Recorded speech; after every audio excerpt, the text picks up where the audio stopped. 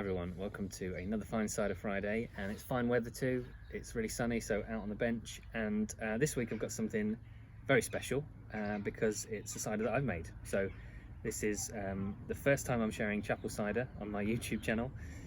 This is a pet nat bottling of Dabinett and Bramley, and basically in 2019 when I started, we decided to buy in some juice because we planted some trees but they're not ready yet.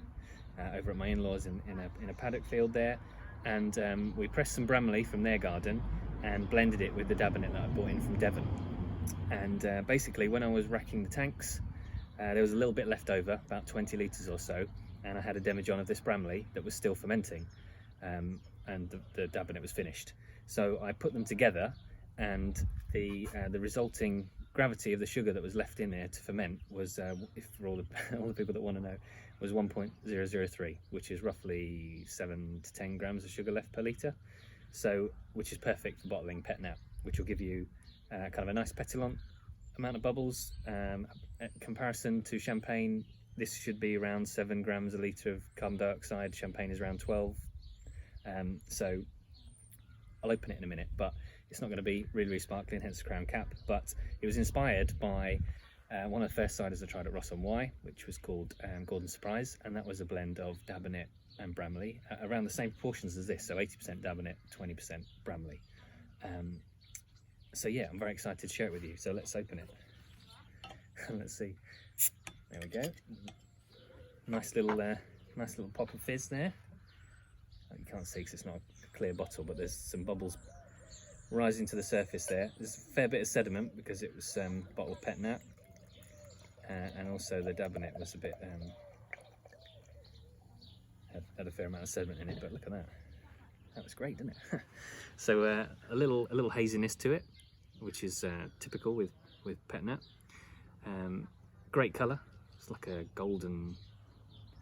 Well, it's just gold, isn't it? Let's have a smell. Yes, it still smells great.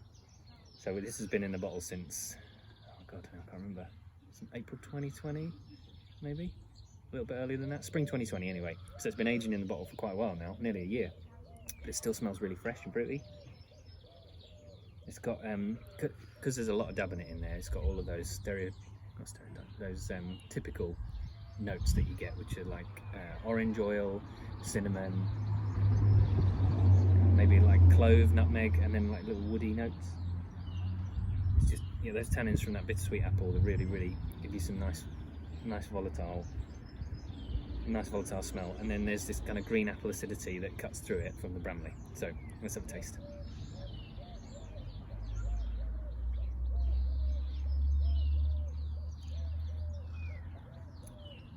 So it's gone completely dry, obviously, because I've left it, and that's given it kind of like a chalky texture on the finish, which I really like.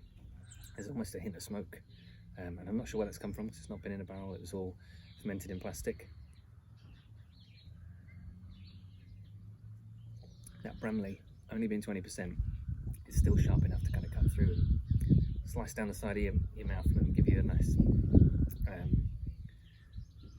know how to describe it. It kind of intertwines with those dry tannins, and it's almost spicy. That's what I'm looking for.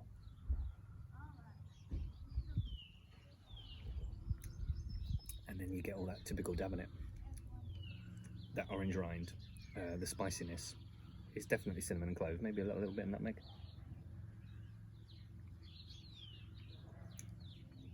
Yeah, so I've only probably got about 15 bottles left now, but I only made about 30. And I'm going to try and recreate it this year. I won't be able to do it pet nat because everything's fermented to dry, but I've got some eating blends that's got Bramley in it, and I've got some more of that Dabinett, so I'm going to try and do some secondary fermentation in the bottle for some conditioning. So we'll see how that goes, and maybe that'll be released later this year. So I can't say cheers to myself, but cheers to everyone for watching, and I hope you get to try some of this soon, and cheers to the weekend.